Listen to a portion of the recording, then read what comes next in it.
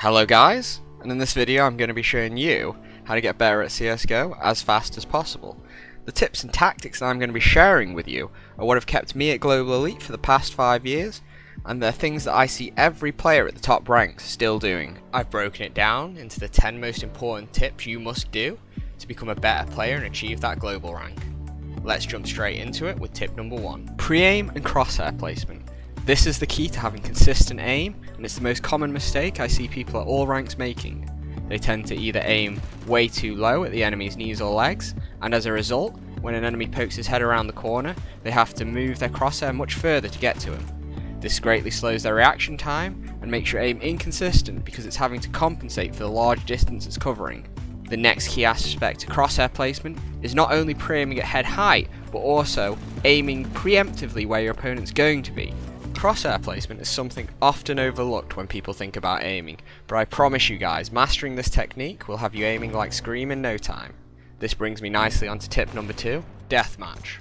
I know, you've heard it a million times before, but it wouldn't be on this list if it wasn't essential.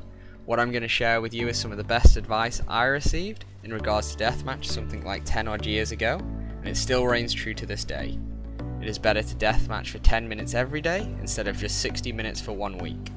This will give you that consistent improvement you're looking for instead of completely burning yourself out. While you do deathmatch though, it's important to remember practicing each of the 3 shooting styles individually. That's tapping, bursting and spraying. Don't fall into the trap of only using one of these styles, as all 3 of them have their own unique importance during different situations throughout CS. One of the things I would recommend though, is while you do practice your tapping, make sure you do it on a community deathmatch server with headshot only mod, instead of a standard Valve one. Tip number 3 is map variety. This is something a lot of you Dust 2 heroes out there are going to hate hearing. Don't worry, it hurts me too, but map variety is pivotal if your goal is to ascend to global and beyond. This is not only because to join a team you'll need a number of maps under your belt, but also all the various maps and positions will teach you different things about the game. For example, drop room on cobblestone is drastically different from middle on inferno, and the lessons to be learned from each of these reflect that. So I implore you to try not only the maps, but all the positions as well. I think they may surprise you, and dare I say you may actually enjoy them as well. Hey guys, let me know in the comments down below which map you think is the best, but I swear to God if somebody says office, I'm just going to be very upset. Anyway, let's get on to tip number 4, positioning. Guys, if there's one thing you take away from this video, make sure it's this, because if you utilize this correctly, you'll see your frag numbers skyrocket. The biggest advantage you have as a CT is the ability to decide where the fight takes place. You must position yourself in areas and corners where you can consistently fall back and reposition, because being able to fall back if you get flashed or stuck in a bad fight will result in you surviving much longer in each round. It seems counterintuitive to how running away essentially will get you more kills, but the longer you stay alive in each round, the more opportunities you will find to get kills on the enemy. Remember, you can't get kills if you're already dead. The biggest advantage of the T side, on the other hand, is being able to attack a single player or area as a group. So on the T side, you want to always try and position yourself around your teammates and help them single out a lone CT player, who ideally has mispositioned and can't run away. Tip number 5 guys, is teammates, and more specifically how to deal with the bad ones. You all know the kind, the ones who run out of spawn screaming profanities while dinking you in the back of the head repeatedly. The 2 main things to remember when dealing with these trolls is that they do not matter. They're always going to be terrible at the game. All you need to do is focus on your game as best you can and continue to try and practice, because as long as you learn something from this game, then it's not been a waste of time. The second thing you need to do is mute him and not react to anything he does. Don't feed the troll. The last thing you want to do is end up standing in spawn, having a flame war with him, because at that point, he's kind of already won. Coming in at number 6, we have utility usage. A perfectly placed Molotov or a well-timed flash can be more than enough to completely destroy the enemy team. More often than not, players will waste their nades just for the sake of throwing them. Remember, before you unleash your barrage of nades guys, you need to be asking yourself what you hope to accomplish by throwing them. If the answer is you're not sure, then it's probably best to save them for a more opportune time.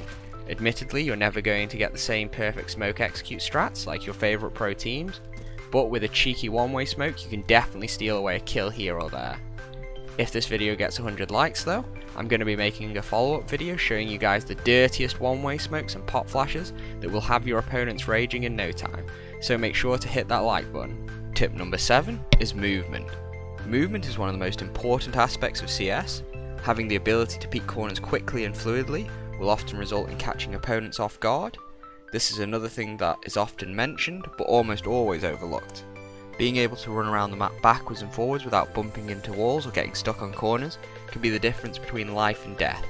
Getting into those key positions during a rotate a few seconds faster may be enough to stop a bomb site falling or keeping a teammate alive. Not to mention, having all the difficult trick jumps at your arsenal will certainly give you that edge over everyone else as well. Playing a map a lot is a surefire way to improve this, but a few tips that I'm going to give you will help speed this process up.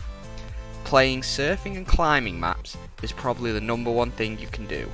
These will help you get used to the way your character models move and fly through the air, as well as giving you the ability to jump all the various distances and traverse tough corners in no time at all. You can access both the surf and climb maps through the community public browser.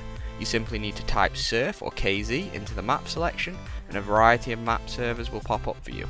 Tip number 8 is win conditions.